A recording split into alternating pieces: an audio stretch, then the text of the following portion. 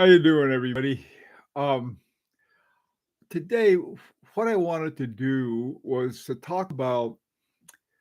I guess the question was set up: what is the best watch movement and why? And I don't know if that's. I think the why part is important. What do we use for really having something about a movement and say this movement is really great and what's in it? Let me start off with a list of things. See, these are some of the things I found um, that were describing it. Some of them were, I think, too bright, but other ones were interesting. Let me bring this up real quick here. How you doing, Michael? Oh, good. Everything's working. Let's knock on wood. Okay, let me bring this up. Hang on, I might make it a little bigger here so we can kick off our discussion. There we are.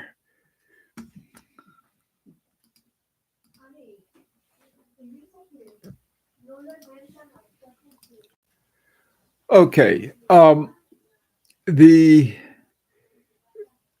The ones that I saw mention a lot: accuracy, COSC, craftsmanship, durability, materials.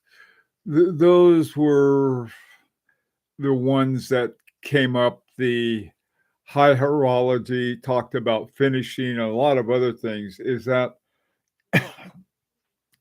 I'm going to put those aside.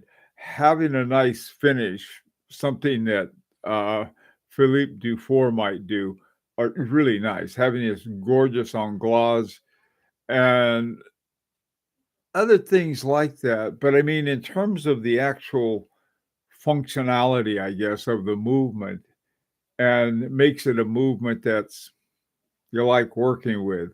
Now, another aspect of that I think is the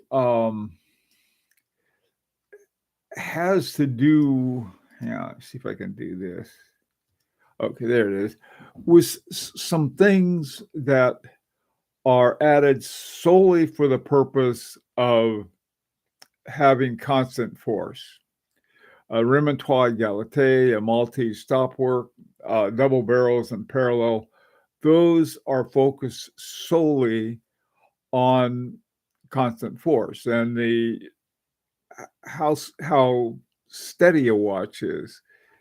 And to me, they and the craftsmanship, boy, I tell you that can be very, very hard to nail down, because if you're talking about things that are done by hand versus something that's done by some very good machinery, like this kind of stuff that Rolex has, I don't know.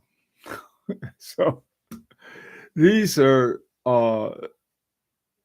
some of the things that I had in mind, and I wanted to see what you guys were thinking about it. How you doing, Abdul Caesar? Best movement has to have anti-magnetic, modern, and precise components like silicon hairsprings. Gee whiz, I just I'll tell you what. Let me give you a blessing, Caesar. May all of your watches have silicon hairsprings. May you never have to use a curb regulator. How you like those apples? Okay. Hi, Damon. How you doing, Goldfinger?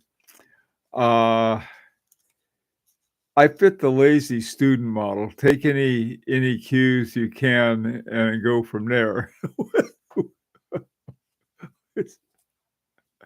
I don't know. Best movement is the one I can see the effort of different watch and parts makers. Something. Oh yeah, that's probably a pretty good one. I think this was. It's funny that you mentioned that. Oh, Abdul. What I was thinking of is that thing from it. Um,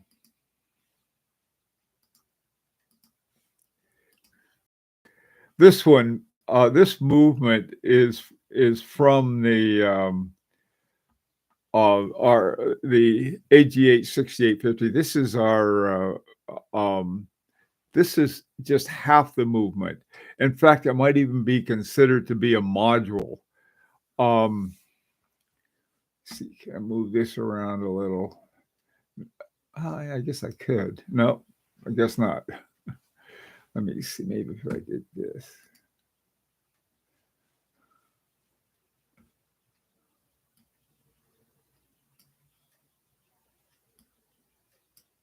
Never mind.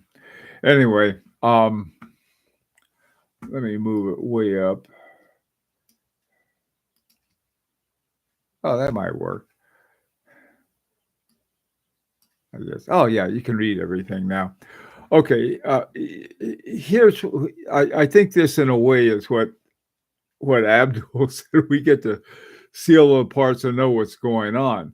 Now, one of the things I think, if you have a movement that is like classic time only movement, just hours and seconds, and it's well made with good materials and everything else, and nothing else, nothing other than that, is that a good move? But if you're just trying to move hour and minute hands around, it may be the best movement.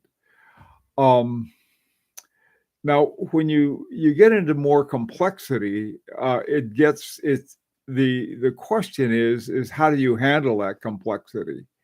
And I think the one of the things I liked about Agenor is that rather than trying to make it into to see how complex you have, it's rather is that finding some solutions that are relatively simple. Now, this one has double remontoir, not remontoir, but retrograde. One is a double retrograde with the second hand going back and forth like this, and the other one is on a 24-hour Zulu arm. And they both work essentially in the same way. This right here is a snail cam, and the snail cam just this sector pointer right here. This thing goes and it goes into the center where the Zulu arm is located, and it just goes around and then it slips down. And that's a really simple solution. Where you have one going back and forth like this, another simple solution is this red one over here. This is a double snail cam.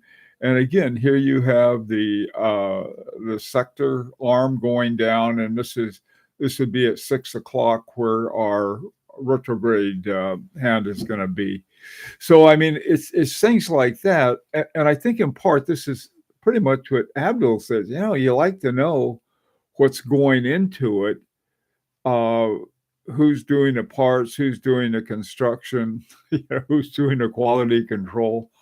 All of those things make for, I think, the what is something that is good. Now, on the other hand, somebody said earlier today when we were talking this morning on a they said, what about Rolex? And that's true. Rolex has a perfectly good movement, and I compared it more to a Mack truck rather than something more elegant. But that's okay. I mean, it is essentially most of their watches. In fact, probably all of them are tool watches insofar that they do a really good job of keeping time. They're tough watches. They don't have up to a point. Now, there's something about, I think that people start saying, well, I think it ought to have more, it could be able to take down here, but like 100 meters? Like even divers, 100 meters is a long way down. And if you if you increase the depth, you also increase some kind of the size of the oh boy, what is it? The securing ring that you have, the call them O rings, but the oh God, I can't think of it. Got a hit on that thing. Anyway, so those are some of the thoughts that I've had. Um, so let's talk about what would make a good movement. One of the things that I think is important to consider, of course, is accuracy, and something that COSC or Geneva Seal, or even the Basim Cone serpent, or the quality Fourier. Those are all elements that say, okay, this thing is accurate at this point. When I first got my, I don't have it here, but here's a second one. When I first got my Larique E2 #1, I sent it to the Horological Society of New York, and they run it through an entire COSC for accuracy, and it came out as it passed. But one of the questions, I guess, would be, how long does that quality, the chronometer quality, last? Now, I know Caesar's favorite device is a silicon hairspring. Well, the thing about a silicon hairspring, they're good for, I mean, for accuracy. You have nice accuracy and everything like that. In fact, I think just about all of the ones with silicon hairsprings are passing the COSC. But so are quartz watches, not to mention smartwatches. And I guess this is sort of the joker in the deck, is that you're saying, well, you're really worried about accuracy. Get a smartwatch if that's the biggest thing you're concerned about.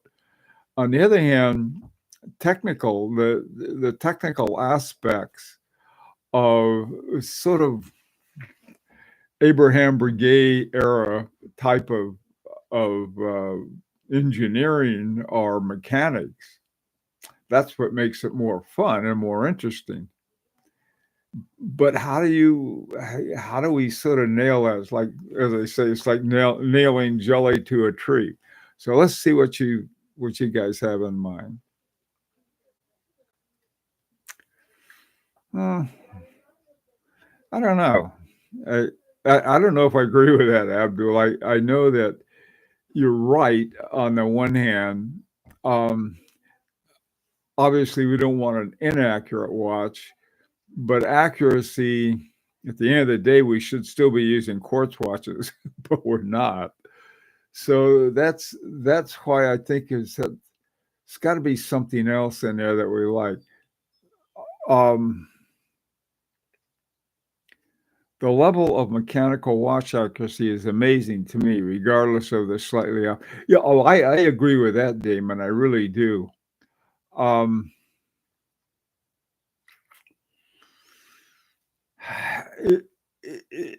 It's a very hard thing to, if somebody said, well, asked me to do it, like what Abdul said, yeah, accuracy, you want to have good accuracy. But I also want lower frequency, which usually isn't the best thing for accuracy. Zenith watches are knocking themselves up. They're going the other way. They're seeing how many the higher frequency they can jam into a movement, and for the purpose of having better accuracy. And this is what, quartz has got something like 32,000 hertz, not semi-oscillation per hour, but hertz. And we're dealing with, on a high hertz is considered 5. The kind of hertz I like is 1.5. It's sort of like, I still think this, and I probably am wrong. And I think smart people have told me I'm wrong, but I like to hold on to it. Since I've seen the top watchmakers are using these lower frequencies, 3 hertz or below, especially 2.5 hertz, 18,000 semi-oscillations per hour. And yet their watches are accurate. They're very accurate. And so it's sort of like you have two things. You have a lower frequency, which gives you a little more longevity in terms of the reserve, which is a good thing. You have a greater reserve, and also you're not banging up the parts as quickly. Um, so it's sort of like, well, yeah, I like accuracy, but I like it on these terms. And in case it gets a little off, then I can go in with a regulator and a toothpick and change it. Why Lyrique 1 and 2 Agenor has a gear with a man-woman kite. Michael.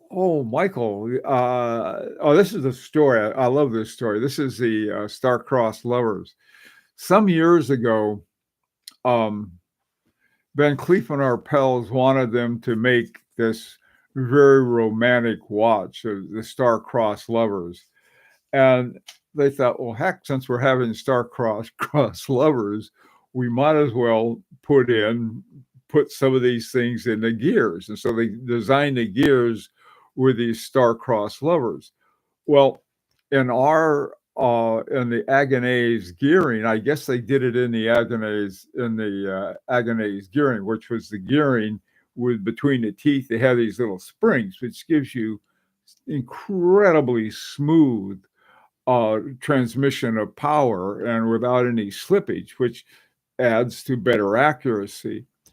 But they had these. I don't know if they had them left over or what, but I am so glad that our watches have them in there. I think I'm going to miss it in our next watch because that's just a fun thing. That's part of the history of Agenor. That watch, by the way, of the star-crossed lover I think it won ladies' complications. But that was an amazing watch. Anyway, didn't mean to go off on that, but that's the story, Michael. Hey, Tony. Balance, yeah, that's another thing. Abdul's right. That's another thing is important. That's why I like big balance wheels. They have greater inertia, so they're steadier and they don't get knocked off their peg quite as quickly every time a little bump. Now, the smaller ones, the good thing about them, especially high frequency ones, is that they're spinning so fast they can regain their position a little easier. Hey, Junior, how you doing?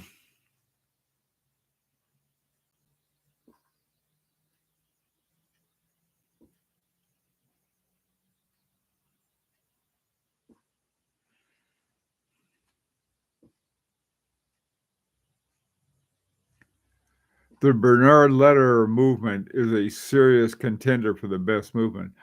I would not disagree with that at all, HRM. Lederer's stuff is really nice. Yeah, that would be a watch. This is another thing too. I guess a couple, especially some of these young watchmakers that are doing these masterpieces. They're talking about, well, we worked on it for 2 years. We finally made 5 of them, and you're thinking, holy smoke! That thing. That's a very different. That's a horse of a different color, so to speak.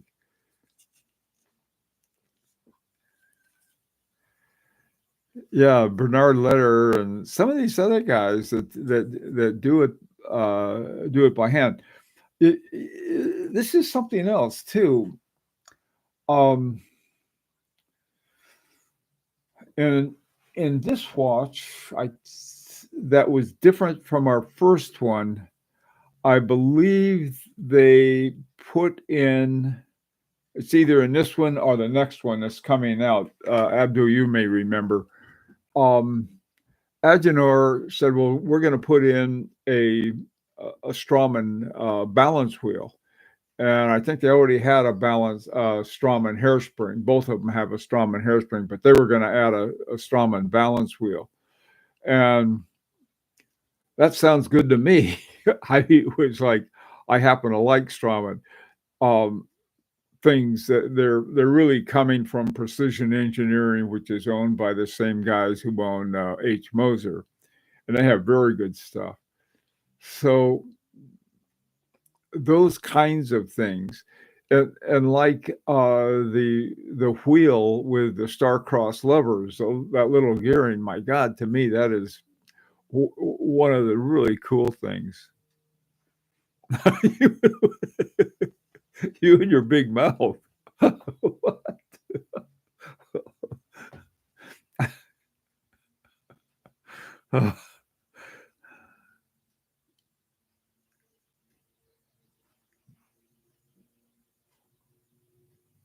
I don't know, HRM, whether it's lighter or not. I was Brian, myself, and Jeffrey got one color each to evaluate, and um, was Brian was surprised. I forgot how many hours he wound his up, and it was this one with the gold dial on it. He wound it up all the way and was extremely surprised about how long it lasted. And I mean the power reserve, what the power reserve was. I don't know about the weight of the Strawman balance. I really don't. That's an interesting. I'd like to find out more about that. That's one of the other things is that really hard to find good information on it. One reason is that a lot of people aren't even asking about those questions, and and those of us who do are often not given the straight answer.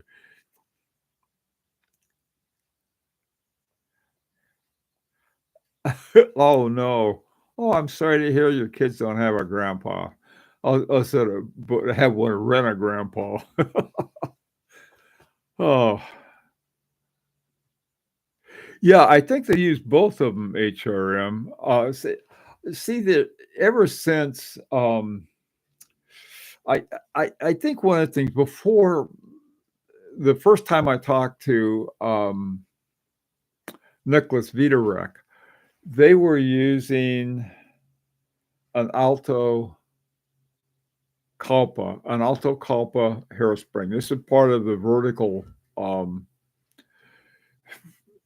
watch parts or watchmaking that's owned by the Sandoz Family Foundation. And they're the ones that are used in all of the Vaucher movements.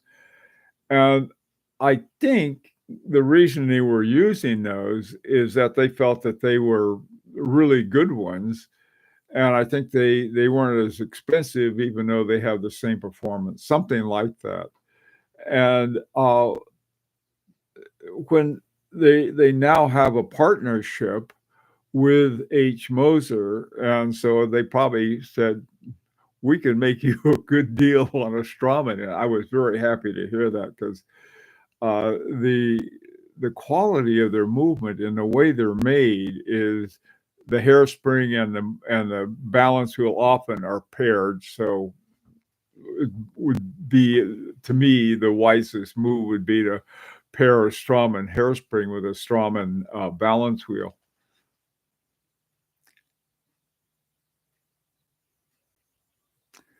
I don't know about mainsprings. That's a good question.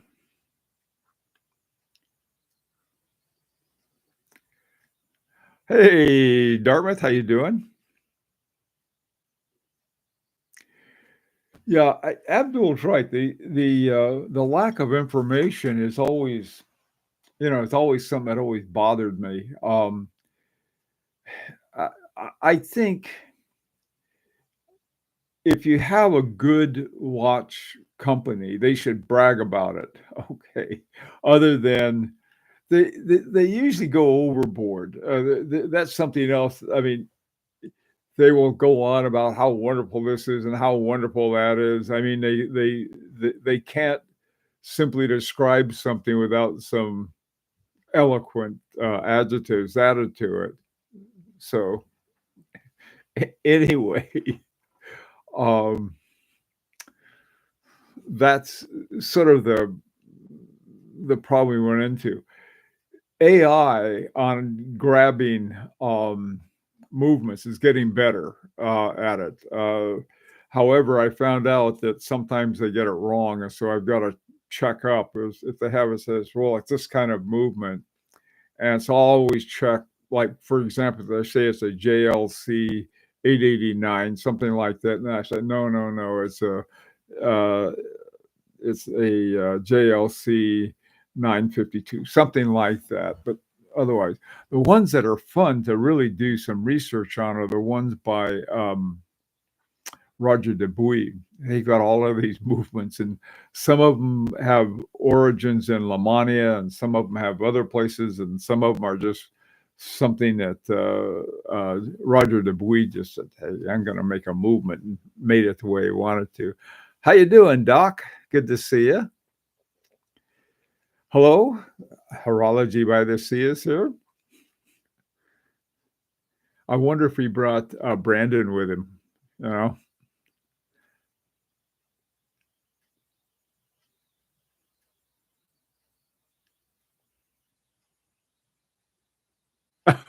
never got an answer.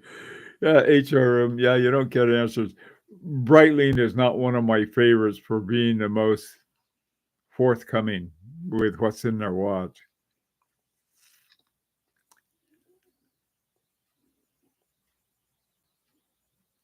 Yeah, the idea of doing a complex, that's one of my favorite, simple solutions. I'll tell you, the same is true in software development and programming. Man, you got two solutions. One's simple and elegant, and the other one's sort of so what we used to call strong arming it. You make it do it. You don't care how much code you use to do it. Hi, Douglas. How things in UK? Talk more about FP Journe. I don't know what I'm down to one FP Journe now. I used to have two, but I had to bail myself out with one. I'll put it that way. Um, I don't know. You know, there is not a single thing that I can think of, except people will say it's FP Journe's personality, but even that I found he was fine. We're going to find out something. The Our dial that we're making for the Air Zulu, our third Larique watch, is being done by his shop. One of the reasons that we wanted them, they're within, you could throw a rock and hit them from Agenor, so they're close together. So if there's a problem, somebody can hop on a bicycle and be there in 2 minutes. They're that close. Um, hey, Bruce, how you doing? Yeah, it's it's good to hear from you.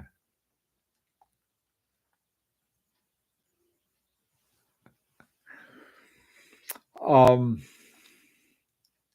what are if somebody said, okay, here you got a watch, you have we'll just make it simple. We'll say here's a time only watch.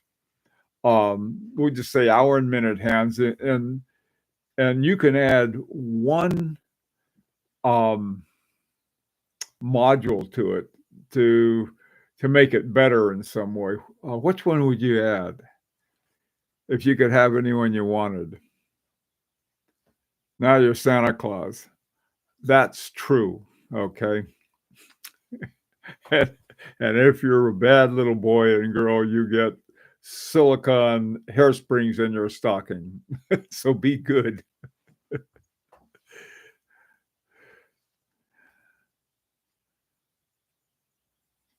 A broad a Broadback Guilloche dial, a Dutch brand called Stout, uses dials made by them. Okay. Okie doke. How about the rest of you guys? Oh, a double hairspring. That's another one too. That's a very nice one, Caesar. I haven't thought of that. I should, because I think it's important. The alarm complication on my JLC comes in handy. That would be a handy one. My hearing is such I couldn't hear it unless it's I had Big Ben on my wrist or something. But yeah, an alarm would be a cool thing.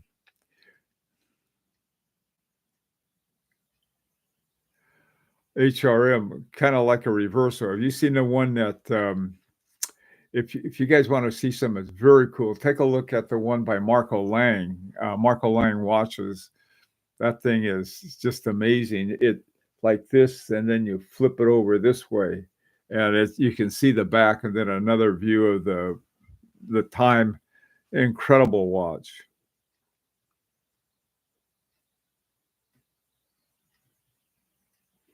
Yeah, I've got one, my Russian one. I have a Russian alarm on a Poljot, I think, and I can feel it buzz. I can feel the vibration, but I can't hear it. The thing would have to be, I don't know. Even on my phone, for some reason, I keep screwing something up. But the alarm on my phone or the ringtone is I got a hold of Fillmore Slim's music, the Big Brass Monkey, and he's old Fillmore really belts them out. So I can hear that, and so can all my neighbors.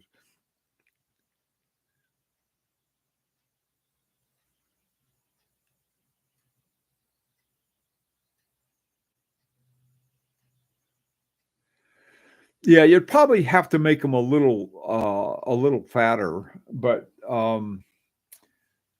yeah, I think it's a cool thing. Um, it works. I mean, it's one of those things that has actually been tested. You know what? I'll tell you, something that's very close to that is the Breguet overcoil. That is such a simple solution, but the difference between keeping the balance shaft on in the balance position. Uh, the Breguet overcoil does it almost as good. You can see the data, and it shows with no Breguet overcoil, and that thing is going everywhere. And then with a Breguet overcoil, it's pretty steady. And then you add double hairsprings, and it's really steady. So yeah, those are nice things.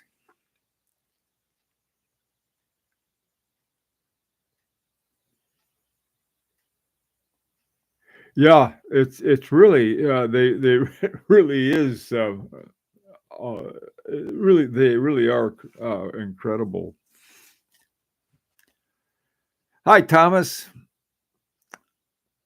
A minute repeater module would be my favorite.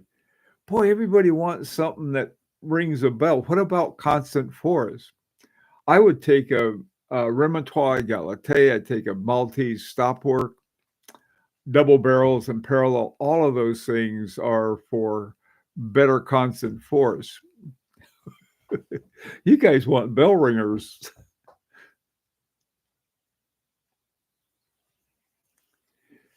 Yeah. Hey, by the way, Brandon, when are you going to have a Marco Lang in stock at a really good price?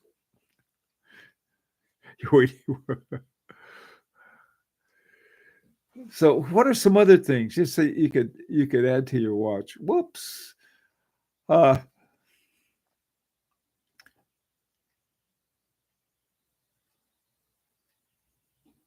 wow. A 6 second Remontois. It's really something. Well, guys, I'll tell you, Marco Lang's in stock. Maybe.